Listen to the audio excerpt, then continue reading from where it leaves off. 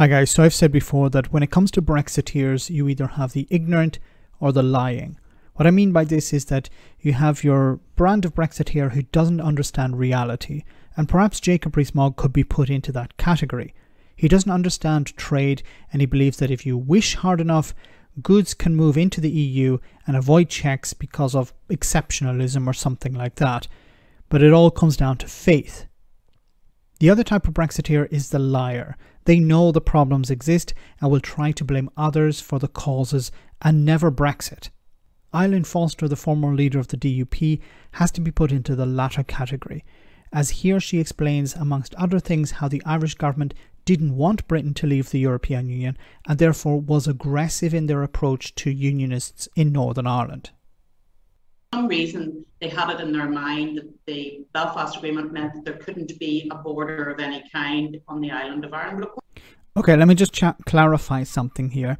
It wasn't about a border, it was about infrastructure. So the Good Friday Agreement was about removing infrastructure. Now, if you have a border carrying out checks, then you need infrastructure, and that would be in breach of the Good Friday Agreement. Now, there is infrastructure between Great Britain and Northern Ireland at the moment. That has been the case for a number of years. For example, there was a case of foot and mouth disease coming in from Great Britain, and Ireland wanted to protect itself. The island of Ireland wanted to protect itself, so it carried out checks on animals moving from Great Britain into Northern Ireland. Now, there isn't a border per se between Great Britain and Northern Ireland. Between Northern Ireland and the Republic of Ireland, because goods and people can move freely from one side to the other. Of course, there is a border on the island of Ireland because there are two jurisdictions on the island of Ireland. One is Northern Ireland, part of the United Kingdom, and one is the Republic of Ireland, which is part of the European Union. Yes, but there isn't infrastructure. There is no infrastructure between the Republic of Ireland and Northern Ireland, and that's what the Good Friday Agreement was about removing. One of the aspects of the Good Friday Agreement was about removing the infrastructure. Now, it's also important to remember that the DUP, which Arlene Foster used to be head of, was against the Good Friday Agreement. So to say that there can be no borders on the island of Ireland is just not right.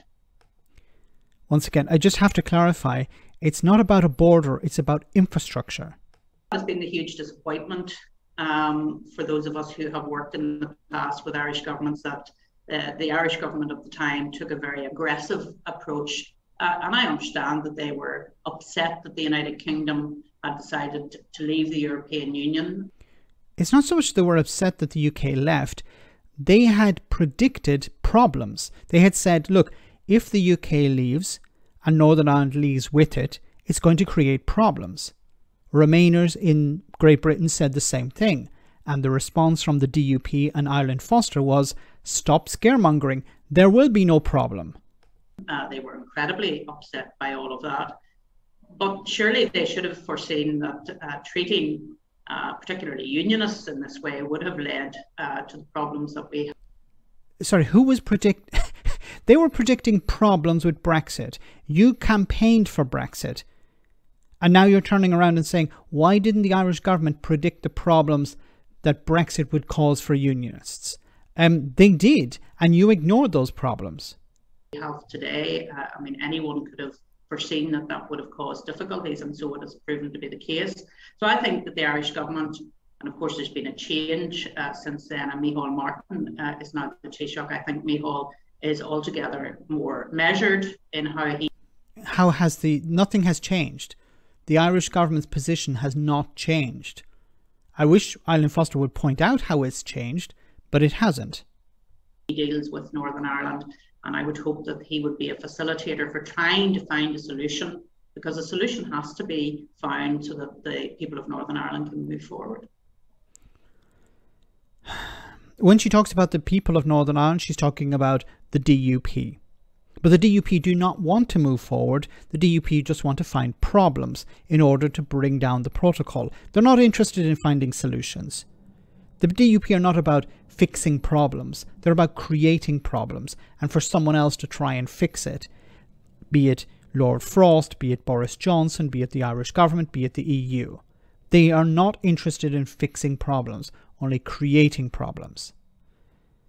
Let me know in the comment section, guys, what you think about all of this. As always, your comments are greatly appreciated. Thanks a lot.